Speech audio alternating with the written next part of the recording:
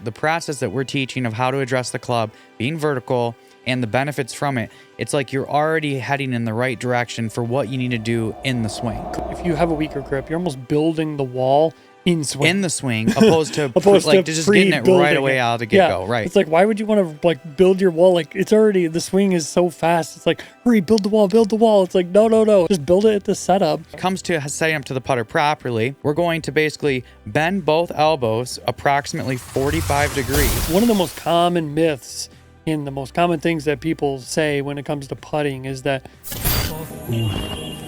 understand that the golf swing is 90% hands and arms. It used to be, like back in the 20s and 30s with Harry Vardon and Henry Cotton and all these guys, they were saying that it was 90% hands and arms. Where did that get lost? Like, why? Why did we lose? How's it going, everybody? Welcome back to the Cause and Effect podcast, where we introduce the cause and effect relationships that exist in golf in relation to the hand to handle to club relationships.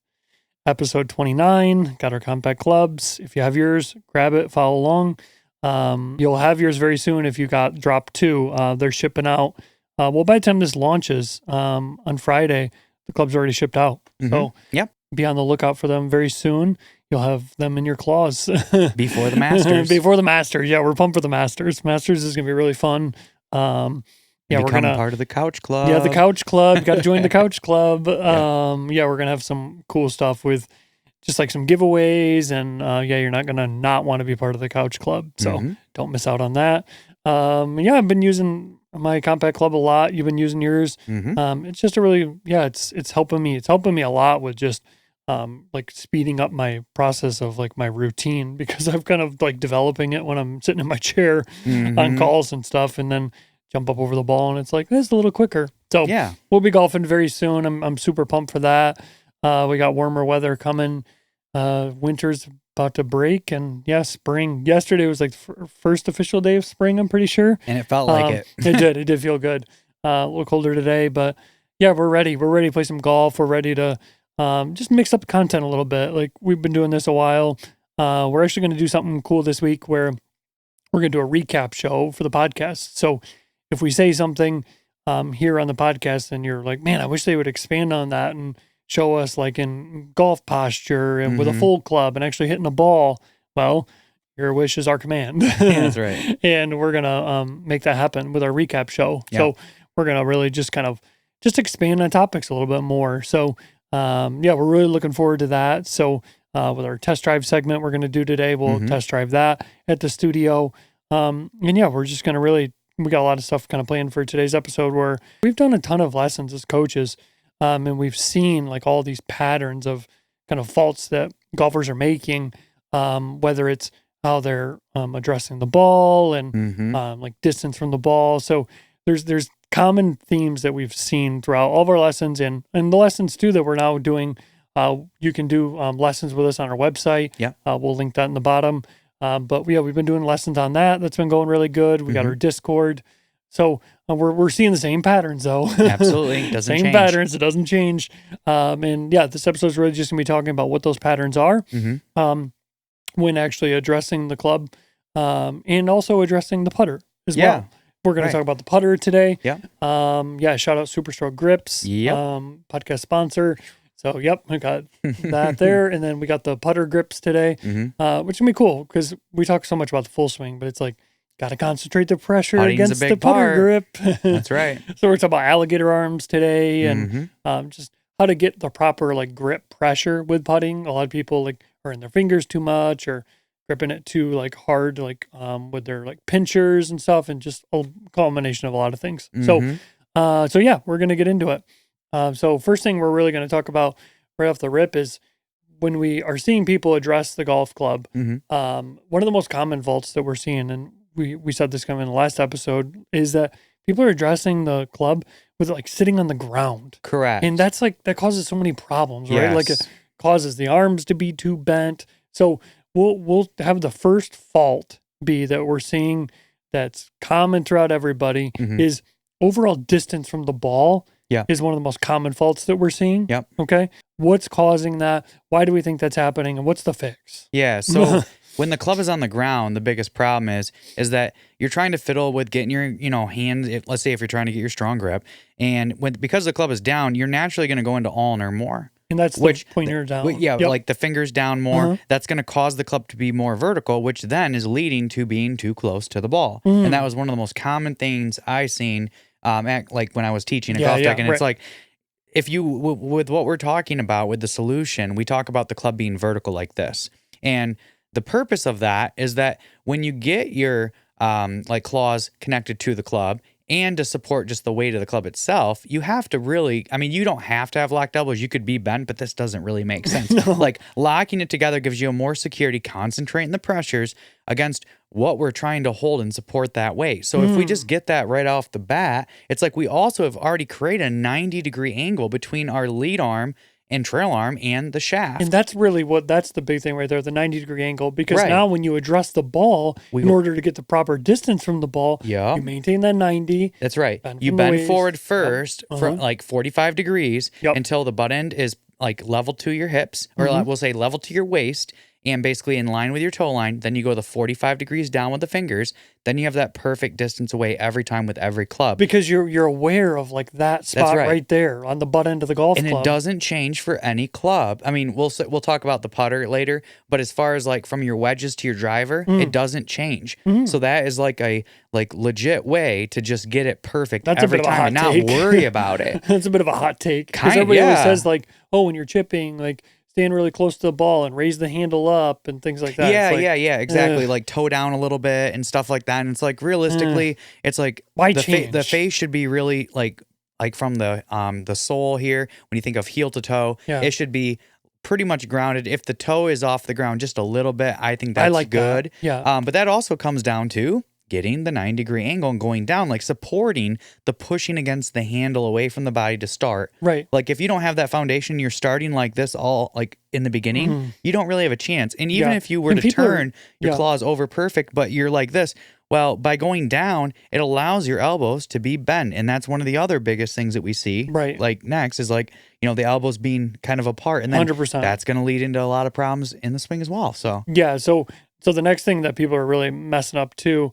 is the proper like pressure like against the handle, right? Like when we're seeing people kind of set up to the ball, the handle's always up a little bit too high. Right. And again, we think this is a lot to do with because they're like the weight of the club is like kind of weighing down this way, and then they grip it down here, and it's like, okay, I'm not supporting it. So if you kind of get the, like we say, always grip it with a vertical like this, you're really feeling that kind of push-pull sensation, which is really how you're supporting the weight of the club. Then you point down, but you're still maintaining like that pressure with that, we call it like the pinky pad on the butt end of the club. 2 fingers, basically, like by getting the club, like pushing away like this and locking your elbows, you're basically getting the bottom 2 fingers, the pinky and the ring finger, like pads, to push against the club like this. So you're already activating them. Whereas if you're in ulnar too much like this, it's like the top 2, or top 3, however you want to say it, with like between the middle finger, the index finger, and the thumb, are already pointing down. So these, like the bottom 2, aren't even activated. So then in the swing, to activate them, it creates more of a conscious, idea of like what you have to do to get that action. But most people will never get it because they don't even understand that. Exactly. So, yeah, that's why like, well, if you got the club vertical like this, you just imagine, like we always say, like the laser beams shooting out of like your pads. It's like you want to shoot those like through the grip, and now from there, just once you have that sensation and that like clamp of that lead hand, you're just gonna point down, but you still have like that security and that awareness of where that downward pressure is on the butt end of the golf club. For most people though, they just never establish that. Like if they have the club down here, it's like they're lasers. They're not shooting down enough, so they're not able to like push down on that butt end of that golf club enough. And that's why we see when people like set the club on the ground, it's like it's too basically like flat on the ground. We like to see a little bit of that toe slightly off the ground to where you could slide like a couple of business cards underneath the toe. Right. And that's important because that's allowing you to get the proper downward pressure on the handle. And it's also what you're going to feel when you hit the ball. The heel is actually going to hit first, and then the toe turns over and everything. But again, it's just once you establish this kind of push-pull sensation, you got it out in front of you. It's like, okay, this is the weight of the club. Now just keep that bend forward, like we're saying, club vertical, and then point it down.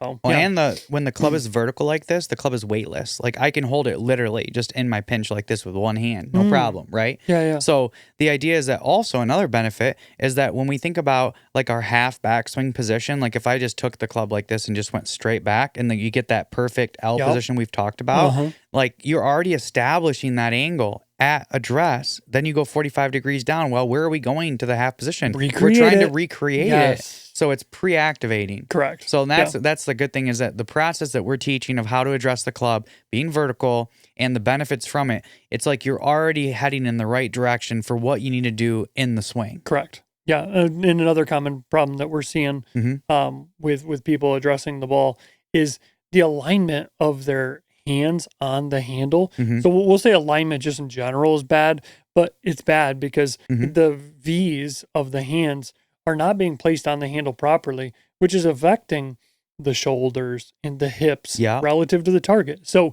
alignment relative to the target with your shoulders and hips, and alignment of your V's relative to the handle. Right. One of the most common things that we see. For sure. What's the best fix for that? You talk about the elbow? Do you talk about the hands? How do you go about that? Let's just say this. If the club's vertical and we get our strong grip, it's like if I just get the proper cup in my lead wrist like this, we talk about like 20 to 25 degrees of like clockwise rotation of the hand like this when we place it on. So that gets the V at the trail shoulder. Correct. Same with the trail hand. But the idea is that when you think about the lead elbow, you want to try to feel like it's almost pointing like slightly to the right of your target for a right-handed golfer, or a little left of your target for a lefty. Exactly. So, and then the trail hand and arm are going to be underneath. So it's like the trail elbow is almost feeling like it's pointing like almost like behind your, or almost at like your trail hip pocket. Right. So when we get that, we talk about this a lot, where we did this in a podcast before. Where it's like you put it underneath there to get like feeling. This. Right. Because the trail arm should be under the lead. Because this is like a wall. That's right. So if you don't have that right at the setup, then coming into the ball, why is that? So let's talk about that wall, because we talked about that in the strong grip video, and it did really well. Yeah. But let's talk about the wall a little bit. Sorry, it's a little side tangent. So part of it is it's important. We're, like we talked about in the video, it's like we're playing the sideways sport, right? Yes. And we want to understand what's going on with this like gear effect idea from, like, we'll say the takeaway, but we get down to pre-impact and then post. And from pre-impact to post, like if I get to the perfect pre-impact position, look at where my trail arm is bent and where my lead arm is locked on top. So it's like lead arm on top, trail arm underneath. So that way the trail arm can go from bent to straight and work around the pivot point of the lead arm. Got it. Okay. So it's really establishing that like connection. Now with someone that might have like a weaker grip, you know, the arms might be a little bit more, they're going to be like more level to each other. Then you're using the flexion to shallow out. So you end up getting the relationship, just a different kind of like unity with the lead wrist and arm relative to trail. So it's almost like you're trying to, if you have a weaker grip, you're almost building the wall in the swing, opposed to just getting it right away out of the get-go. Right. It's like, why would you want to like build your wall? Like it's already, the swing is so fast. It's like, hurry, build the wall. It's like, no. Like just build it at the setup, get the lead elbow, like you said, pointing to the right for a right-handed golfer. And then now just bring that trail arm under. But this is the relationship that you want to be at pre-impact. So the trail hand can pivot around, like you said, around that lead thumb knuckle. That's like the big point, right? It's almost like if I took, so instead of grip, if we had the club vertical, right? We talk about this. So let's say I'm going to get my lead hand perfectly on the club, lead elbow locked out. Now I'm going to go to parallel, like this is the takeaway position like this, right? You can see the form rotation. Now, if I was going to place my trail hand on the club from here, I would have to go underneath, like look at trail palm to the sky, trail arm completely bent, and then place the trail palm against lead thumb, then get my curls. It's like this right here. That unity of my lead arm to trail arm is exactly what we're going to do at address. Now we just take the club and go back to here.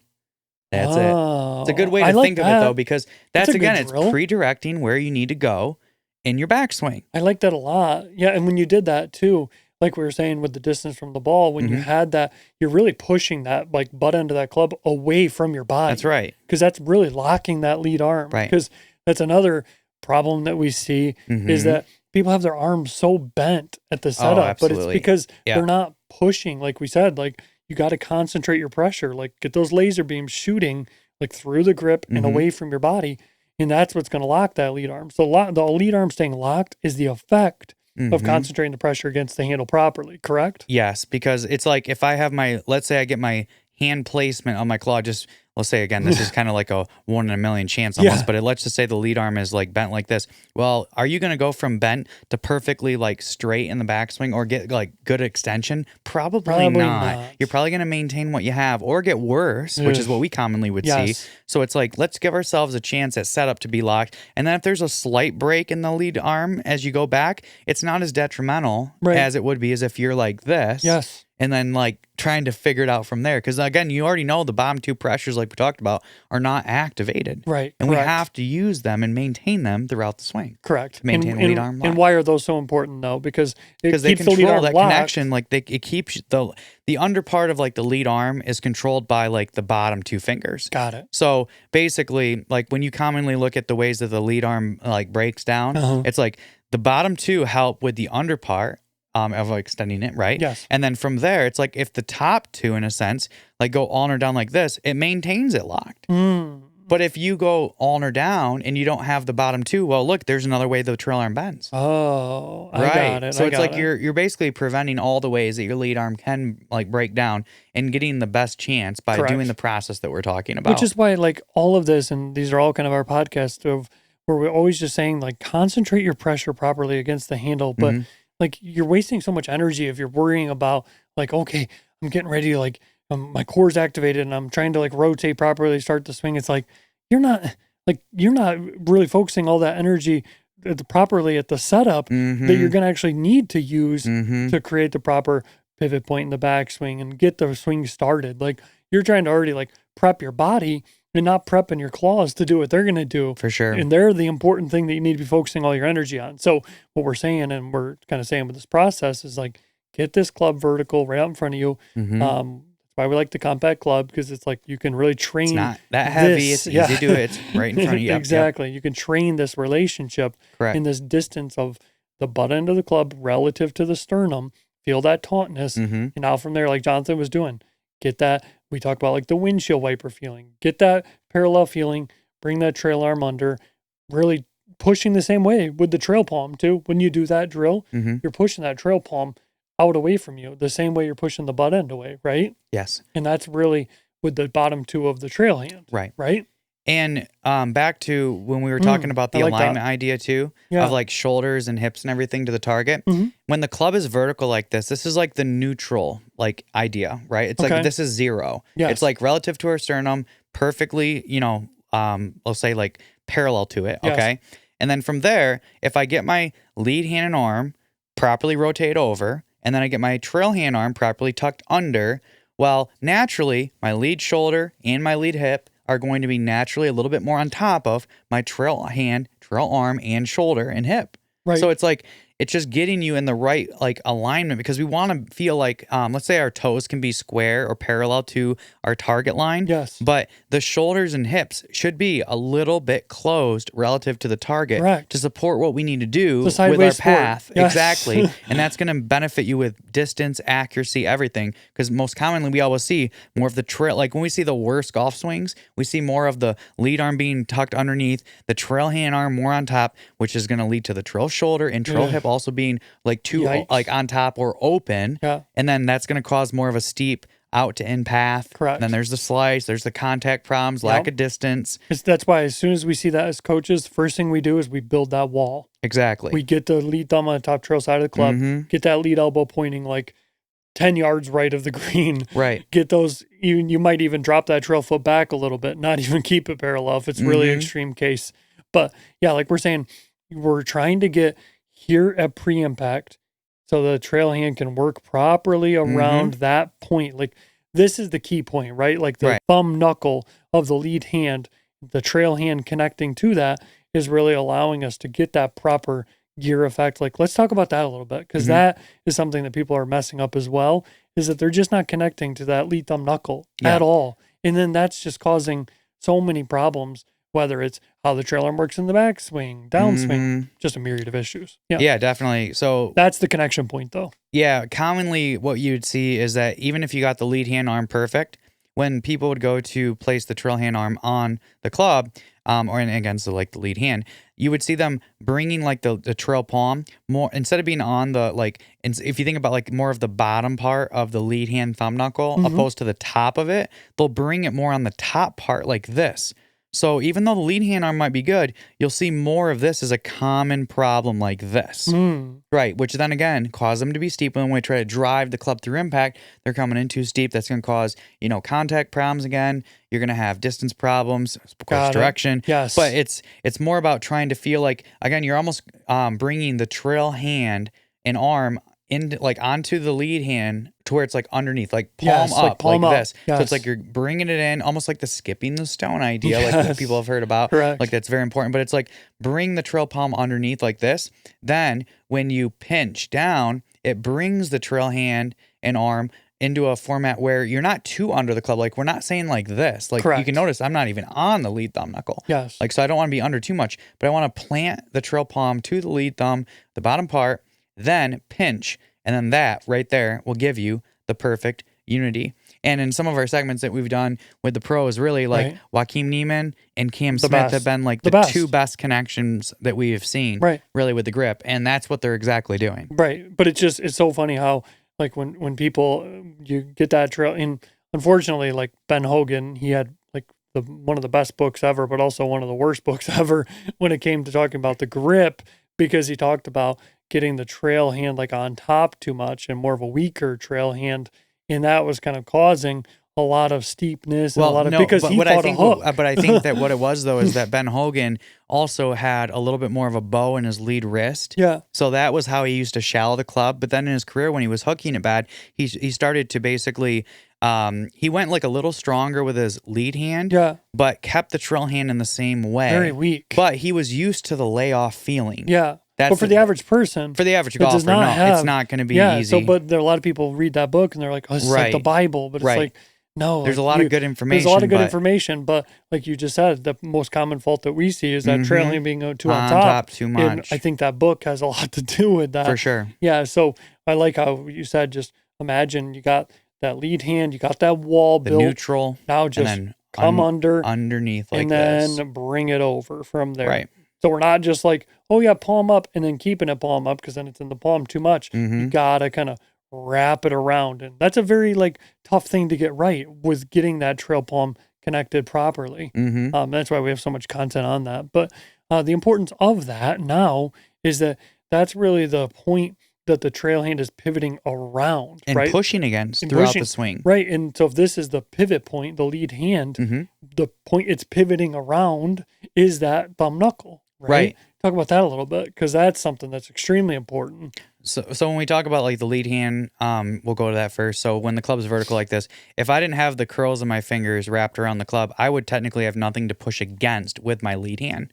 So it's like if I just had my pinch like this, okay, I could do this, but that's like a very small amount of placement of push pressure against the handle. Right. If I curl my fingertips, now it's like the curls of my fingers are like pressing the club against my knuckle pads, so I can actually push against something. Yes. Now the trail palm is going to push again, like down and against the side of the lead thumb knuckle like this. So it's like I'm pushing down like this and pushing against the side. Got it. And so then from there, throughout the swing, I'm basically pushing down and again against like the side of the handle. Got it. Throughout the swing. So that's what the trail hand is really able to work against, is the curls of the lead hand. Yes. Against the knuckle pad. So it's like just cool to understand though that like when we talk about pushing against the handle, it is hard to understand that because, like where? It's like exactly how and where. And we have the beach ball idea and everything we just launched is doing well. It's doing really well. It's really good because we're trying to give people better analogies of exactly like how to concentrate the pressure like that. Correct. But realistically, this is exactly what it is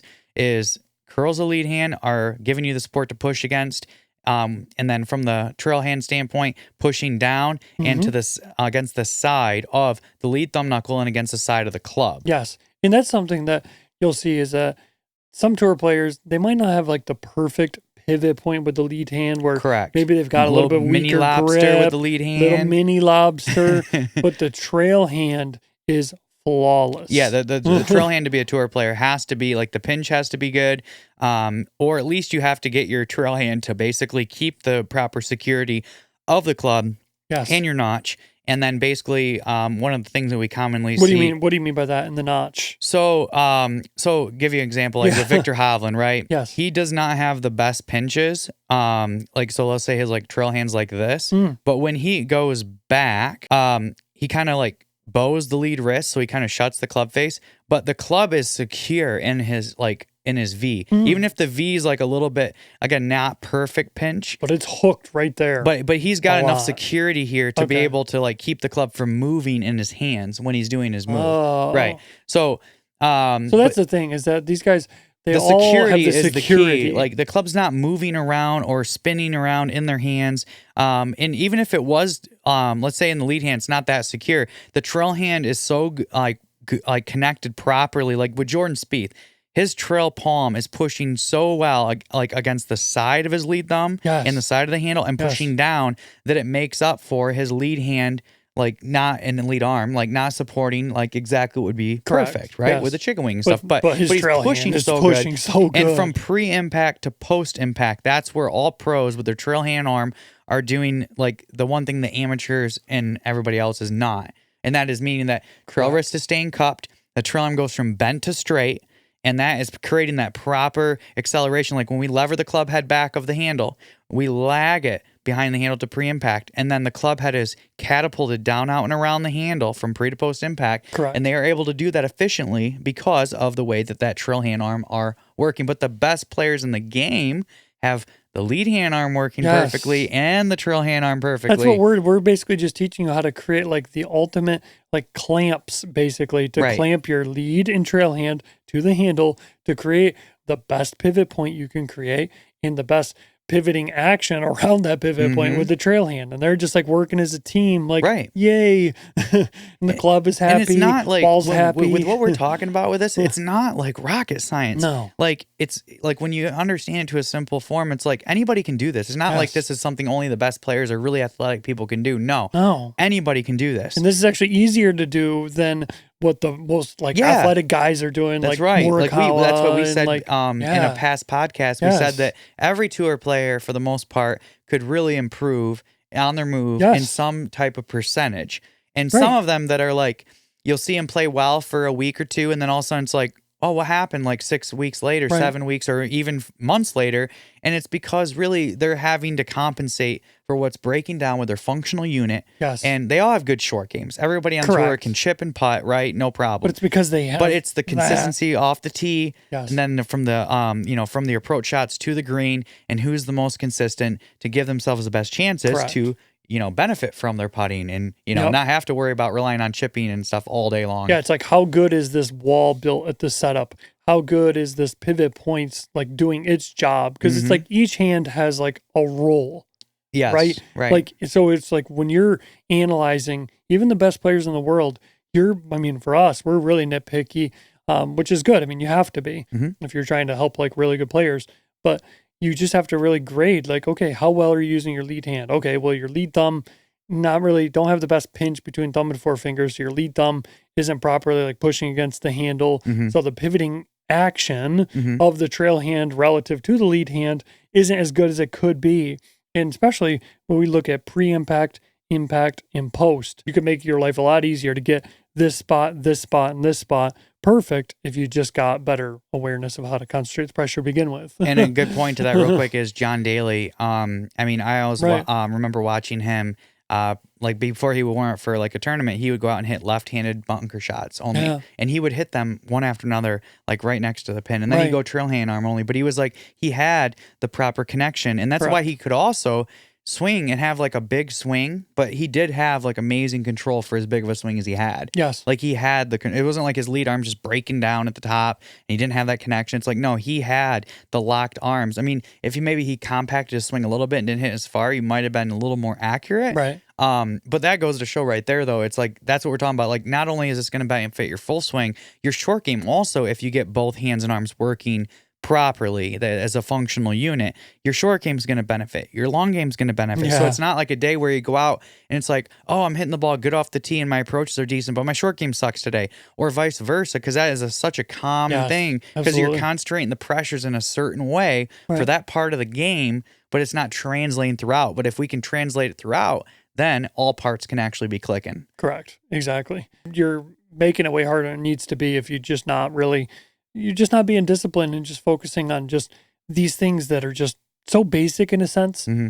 But people just really, I think, are overlooking how important they really could be for their game. Right. Yeah. And that's what we keep pushing this more and more, and we're getting a ton of good feedback, and thanks for all the support we've been getting.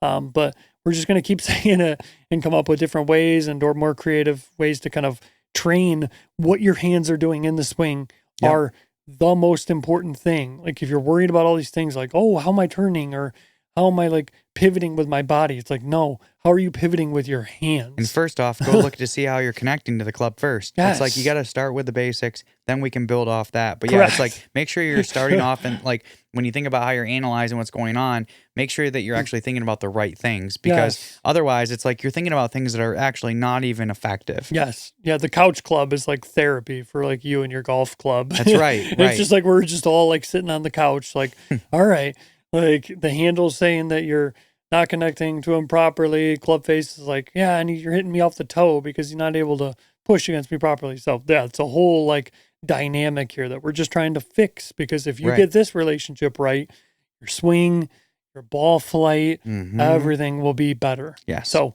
yeah, that's our big thing. So, all right, cool. So now this isn't the only thing that people are messing up when it comes to actually like addressing the putter. Is there something that people are really messing up, and we see this a lot. And yeah, let's see with that nice Zenergy grip. When you think about like the putter grip, what's different about it is that we don't want any face rotation. Okay, so we don't want the lead hand turned over like this. Now I have seen a few tour players with a strong lead hand putting grip, and they do maintain it pretty well. But from a perfect standpoint, the idea is that basically both of your pinches or your V's should point towards each shoulder. So with the lead hand, so instead of the club being into your knuckle pads like this, we're actually going to put it from we'll say like the index pad up across the seam of the palm, like that. Okay?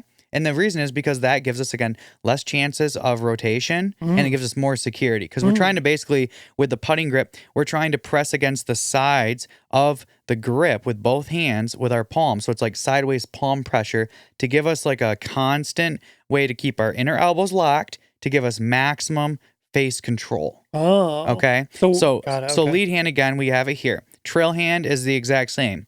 So it's like we go from the trail index finger here to the trail palm pad. And I prefer myself, I do a single overlap. So I overlap my trail hand pinky over my lead hand index finger like this. You can baseball it. It doesn't really matter. Double overlap, triple overlap. Yeah, I do a reverse overlap. And you can do a reverse. Yeah, it doesn't. What matters is that your palm pressure is constant. So whatever makes the most sense, because they say a lot with putting, there is a little bit of like personal preference and feel to it. Yes. But 100%. However you can concentrate your palm pressures. One of the drills I used to do with my students was basically like a prayer grip. So it's like this. So you're like pushing with your palms, but actually have like your pinches and max finger extension and actually just move this back and through.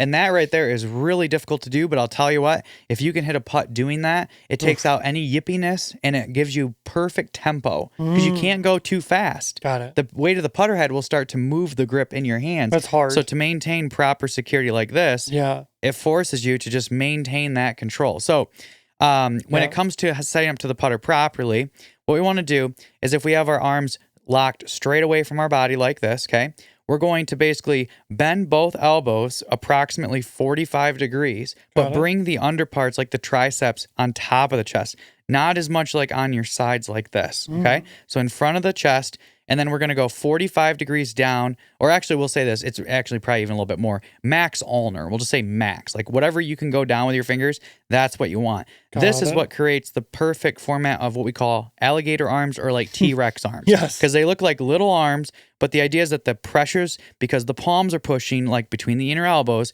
is tight, and then they're on top of the chest. And what this allows us to do, again, is gives us maximum control. And in putting, really, again, it's all about like the claw palm pressure, the inner elbow pressure from there. And then coming soon, we're going to walk through like the tempo system that I have for sure. to understand like the different, like for every length of putt, like 5 footers, 10 footers, 15, 20, everything like that. So Yeah. So what about when people always say like, oh, you want to have like your elbows? Like we see this a lot with people. This is a common fault. Yeah. Well, this is palm pressure, let's say maybe, right? Yes. But because the elbows are pointed outward, there's no way that okay, let's back up real quick. When I have my inner elbows locked like this and I have my palms pressing, when I take the putter back, the putter head can work back of the handle, like a little bit of a lever, okay? It's not like the handle and the putter head works like back straight or like perpendicular to each other. Oh, got it. Because then when you come through, you'd be like this, right? Or it would be like this. We want to make sure the putter head goes back of the handle, and then we get back to the ball. We're catching the ball on a slight upstroke, which we're going to get into when we do our video tomorrow. Yes. And we'll launch that soon. And then after impact, if I keep my if I keep my like the inner part of my lead elbow pinned in like this with my lead hand alligator arm, then the putter head can basically pass the handle when you come through. That's like the release of the putter, as they say, opposed to holding off the release, which then would cause the lead elbow to drift away from the lead side. And then that causes you to, in a sense, like you de-loft, you basically like your ball when it comes off the putter will be hopping or like skidding too much. It won't have a proper end over end roll. So that's the importance of the elbows being in. If my elbows are out, and again, I have palm pressure like this, and I go back, look at what's going to happen commonly. Like I would have to manipulate my wrist to try to get the putter head back of the handle, but that's not consistent. That's too risky. Yeah, we don't want that. So it's that. like you're going to either hit putts where you're going to almost top it, or it's just going to be like your speed's going to be all over the place and just no control. Right. And what about distance from the ball? Like similar so to like this is it. Like if you lock your arms out straight first, right? Bend your elbows 45 degrees, triceps on top of chest, max ulnar down. Basically from here, like let's say that you're standing tall, locked legs, you're going to bend forward until the putter hits the ground, basically. Oh, got it. That's it. And then that will establish your proper distance from the ball. And there's a classic drill where they say that your eye line should be on the ball or the target line. So you can drop a ball out of your eye. Or from your eye, not out of your eye, from your eye. And it should basically drop in line or right on the golf ball. And so this naturally gives you that because you're starting locked away, straight away from your chest like this, not down here.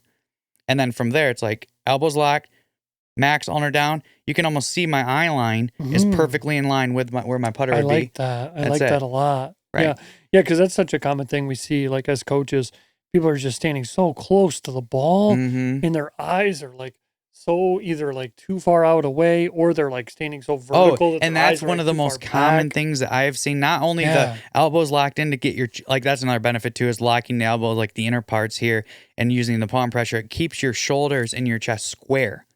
Because people typically, it's either their eyes are too in or outside the target line or their pressures are inconsistent. So their arms are out of relationship. And so they don't hit the line they think. So most people are like, I just can't read putts. It's like, no, anybody can actually read a putt. But it's the fact that you're not hitting the putt where you think you are. You're not able to roll a ball 6 feet straight, basically, from where you think you're lined up. I like how you said that, where it's like if it's straight out away from you like this, and then like you get your elbows in and then ulnar down, it's like you're really starting to kind of like see that relationship. Now, if you just bend forward, it's like, boom, it's right there. Right. So it's such an easy way to just get that right every time. Exactly. Yeah. Right. I like that. Yep. Yeah. All right, cool. Yeah, because that's such a common thing that we see where people have their arms too far apart, and too close to the ball, all over the place. And then it's just so much risk. Well, I don't think a lot of people understand the basic idea of how, like, again, that the putter head should work back of the handle a little bit and then should release past the handle. It's not like we're just sitting here flicking wrists like this. And it's like, again, if my elbows are like this, it's like, then I'd have to do that. But it's more about just understanding that little bit of leverage because, again, when you strike the ball with the putter head should be on an upstroke. So if the putter head's not levered back of the putter properly, and then coming through and the putter head's releasing back properly, there's no way to actually create that perfect roll. To get it levered back, are you consciously, like, you're not trying to, like, how are you It's like this. If I go back to this palm idea, like this, so it's like, here's my setup. I'm just like basically keeping the pressures concentrated because your arm distance away from your torso, like I'm not like going to stretch my arm straight away. I'm going to keep them bent. So naturally, the putter is going to work around your torso.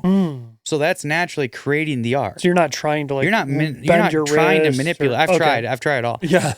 It doesn't. And it does not. I mean, there's certain times you might be like, oh, that felt good, but it's not. Your distance will not be consistent. Correct. Control. So it's like just keep this pressure constant. It's almost like as if the putter was like an attachment to your sternum like this, and you could just like work it back around like this. It's like this is pretty much like kind of what we're talking about. But when we extend out further like that, it elongates. Like it's not like a quick little flick in a sense. It's more of an elongated, very, very gradual, but really subconscious lever and release. There we go. Yeah, subconscious. Because there's lever, lag, and release in putting. That's what I was just thinking. As soon as you were saying that, I'm like, oh, there's technically like a lever, lag, and release. There is. But tempo also, which is, again, we're going to talk about that in our video tomorrow, which will be launching soon, of how tempo is so important. Because if you go back too fast, the putter head's going to naturally be already like, it's either not going to lever back at the handle properly, or it's going to be already kicking past the handle improperly. So it's impossible to control lever, lag, and release if your tempo is off. But the palm pressure and the alligator arms combo-wise is allowing like your putting functional unit to be able to support proper tempo. It just makes sense of the speed that you're going to do it at. Gotcha. And do you feel like we were saying with the trail palm, like with the full swing, with it like towards the sky and then like pushing it to the side? Absolutely. So it's the same? Yeah. So lead hand, we'll say like this. You can bring the trail hand on, palm up like this. It's perfect. Got it. And there's a drill I commonly have students do where they take trail hand only like this, and they take their lead hand and put it on top of their trail arm like this. So when they putt, it keeps the trail arm pinned when they go back, so it doesn't drift out away and doesn't separate away from the body. And then when they come through, it keeps the trail, like the trail tricep rubbing like their stomach, which then like basically forces them to maintain proper connection. So again, you're not pushing too far forward. You're not flicking too far away, because again, we're going to lose the connection there. Yeah. So it's like just a great way to keep the connection. I have this one student of mine, Jack, shout out. I've seen this with Jack. And he honestly, when he does this drill, like if he's ever struggling, it's so funny because he'll be sitting there like trying to make like 15 footers and he'll nail like 5 or 6 in a row. As soon as he starts doing, he's just like, like it's it. Because just it just stability. It just guarantee, like the trail hand is so important. The lead hand is more of just like security. It's not as much like it is a pivot point, good point, because the lead elbow, right? Lead elbow, But the trail arm though and the trail palm are like the pushers in a sense. And so it's the pushers. And then the elbows, like the alligator arms, are really the key to the pivot point. Right. Oh, interesting. Yeah, like because again, if the elbows get like broken away, then we are losing the ability to properly lever, lag, and release the putter. It's just so hard to like keep this thing stable. There's no way you can do it. I'm telling you, it doesn't matter how much you practice or whatever. It does not work. Do you feel the same hook with the? So commonly, you'll see people extend their index finger down the club like this, and I commonly, I mean, I get it for some pros. They can like use it properly, but for the common, amateur, we'll say, they typically use this and they'll end up flicking more like this. So I always am more of an advocate of trying to curl it underneath. Me too. Because then you can push with that index pad against the side and it's more secure like this than, again, accidentally maybe on occasion flicking with the index finger. Yeah. Truthfully, really you could putt like this. You could like wrap your bottom 3, connect those, take your trail index finger and your trail thumb off the club because you're already pushing against the side. And when you go back and through, you don't even need to connect this because all they do typically when you connect them is, if anything, they cause more of this like problematic, I used to issue. Really just like this drill for me, I think is going to just be such a huge one. Yeah, you need to just actually putt like the first few rounds like that. Yeah. Oh, and by the way, shout out to Super Stroke because I've been using their grips for a long time. Yeah. And one thing that I really like, and they design this on all their putting grips in certain ways, you see this little roundness here and you see this little cutout. This roundness is really perfect for your palm pad to go around. Like it's the perfect roundness shape that is created like here and here. Gotcha. So it really helps you to like understand like where you're concentrating that pressure. It gives you reference points. All the grips. If you look over here behind Ethan, they got the long wrist lock one. And it's the exact same thing. This one's got that crazy like tribal look on it. Yeah, but when you look at this though, see right here again, the same exact thing as we see here. Yeah. See? So it's actually like a guide that you can use to help you. People don't probably realize this, but they're actually giving you the benefit if you know how to use it properly. Yeah, exactly. So this way, I mean, I'm sure tour players understand that. Here, I'll take that one. Okay. Yeah. Shout out Super Stroke. Yes. Go use their discount code, by the way, Claw15. That's right. Go get you some Super Stroke grips. That's right. Yeah. 15% off. I'm excited to work on my putting a lot. This is going to be fun this year to really just get out on the course. I'm excited to have you with me and help me because, yeah, we want to play in some tournaments. Like we're going to take this year serious. Like we're going to see how our games hold up, how our bodies hold up. We're going to be creating a lot of content. So we want to still focus on content too. So, all right, cool. So let's just kind of stick with the whole putter theme now. And let's talk about some hot takes when it comes to putting. Yeah. So this episode kind of evolved into just more putting, but we want to do putting content. And we're going to do a lot at the studio with the recap for this. So stay tuned for that. But one of the most common myths and the most common things that people say when it comes to putting is that in order to keep your hands out of the putting stroke, putt with your shoulders. Right. And here we are to say that is false. Yes. And that is probably one of the worst things you could possibly do for your putting. Right. Well, why? Let's just say this. The reason that we're saying this, it's not like putting with your shoulders is necessarily like a horrible thing to really think about. But realistically, though, if you're thinking about your shoulders, because they are big muscles, right? Yes. And then I get that people are saying, use your big muscles. They don't have as many fine twitch little things. And your hands are more passive. Okay. But getting the perfect arc of your putter by your shoulder action, good luck. Good luck. Good luck. Yes. But the idea is that when I think about like the alligator arms and the palm pressure, so I'm pressing against like the inside parts of my arms to my palms against the sides of the putter. When I do this, as I go back, really all I'm thinking about is keeping the concentrated pressure against the sides of the handle and just working the putter grip back. My shoulders moving are a reaction from my proper hand and elbow connection to the club. So it's the functional unit, your putter functional unit connection, and maintaining it throughout the stroke. This again, you might see this moving, and it's like, oh, it looks kind of like he might be moving his shoulders. Honestly, I'm not thinking about it. I'm thinking about here and in here, and that is going to move them. Yes, if you're focusing your attention up here, right. Guess what? So if these are passive, the most common thing I see is this. Yes. Where the handle's going back first because the hands are doing nothing. And honestly, when it comes to like longer putts, I've seen some of the worst putters ever trying to do that because from a 50-foot putt, it's like, okay, I'm going to turn like my shoulders back this far. And now I'm going to like bring my shoulders back through. Well, your shoulders typically will move much faster than your hands and arms in a sense because of the way that they're concentrating the pressure if we're doing this correctly. Meaning, like if I go back like this and then I come through, if I accelerate my shoulders a little too fast, the putter handle cannot move and catch up or the hands and arms. So it's just more about keeping the palms and the inner arms connected and moving, like focusing on that with our tempo system we're going to give you. And again, the shoulders are totally the reaction. Totally subconscious. It's similar to the golf swing, like the real swing. It's very similar. Yes. And that now leads into another hot take, which is going to be that when you start your swing, you're not starting it with your shoulders. Yes. You're starting it with the same idea. The shoulders are the third link. Yes. It goes hands, or we'll say, let me grab my compact. So it's like, handy. We got the claws. Convenient. Yeah. We got the claws. We got the elbows. We have the functional unit. Okay. Yes. And if we move those two back first properly, well, what's the effect? The shoulders. Yes. Then it goes down to like the core.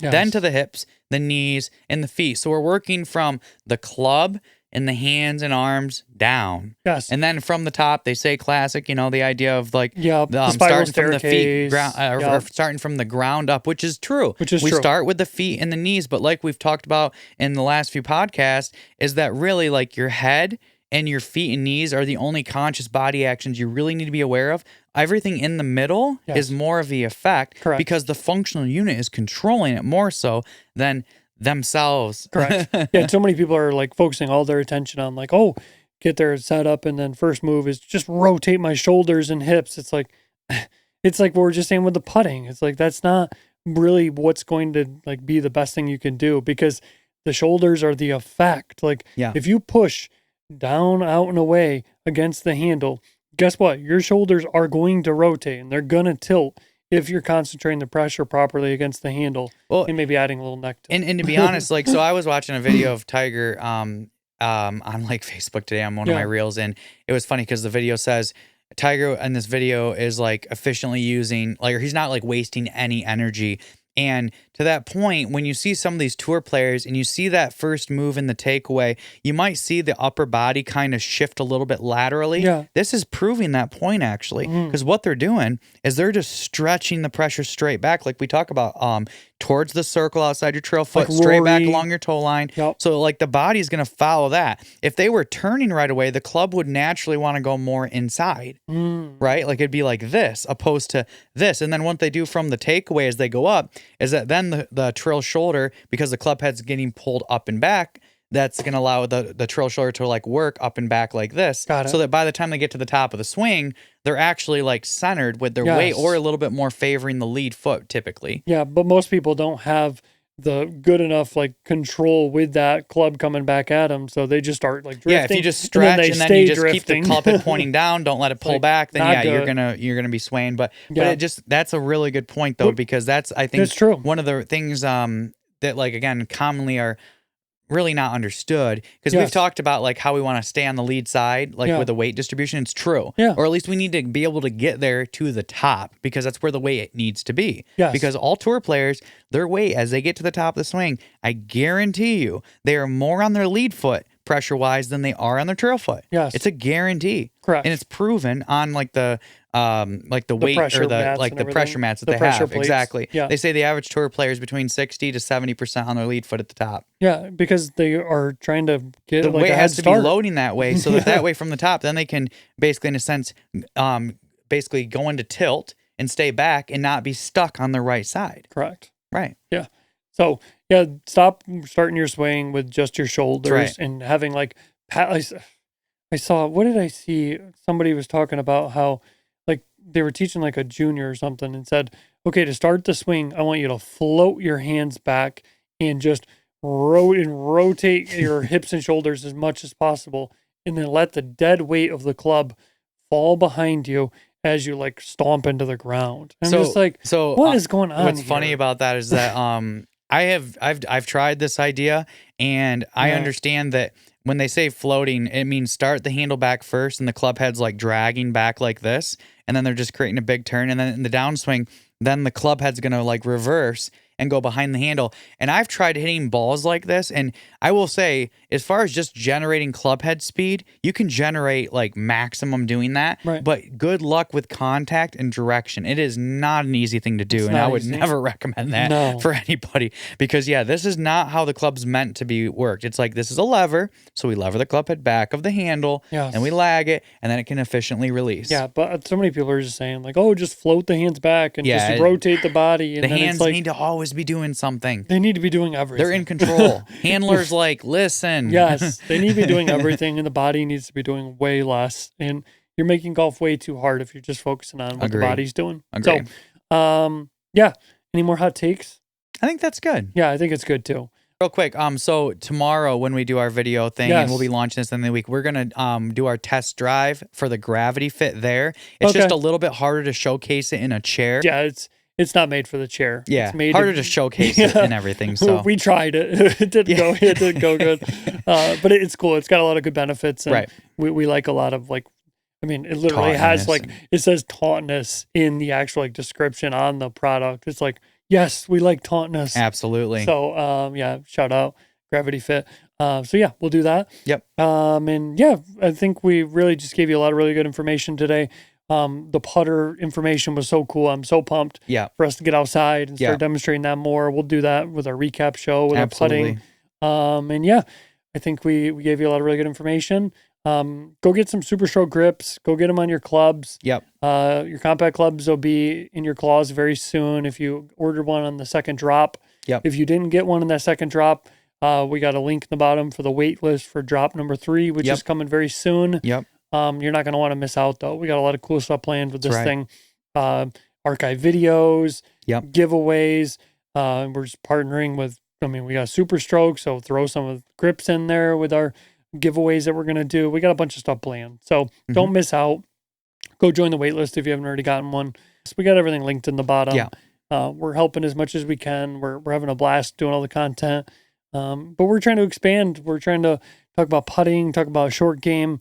we're not just talking like, oh yeah, lever lag release with 7-iron or something like that. It's like, no, lever lag release everything. And the driver's going to be really good. We're going to start diving into that a lot too, of the ideas of how to make that the most efficient. Exactly. So yeah, we got a lot of exciting stuff planned. It's going to be a fun year.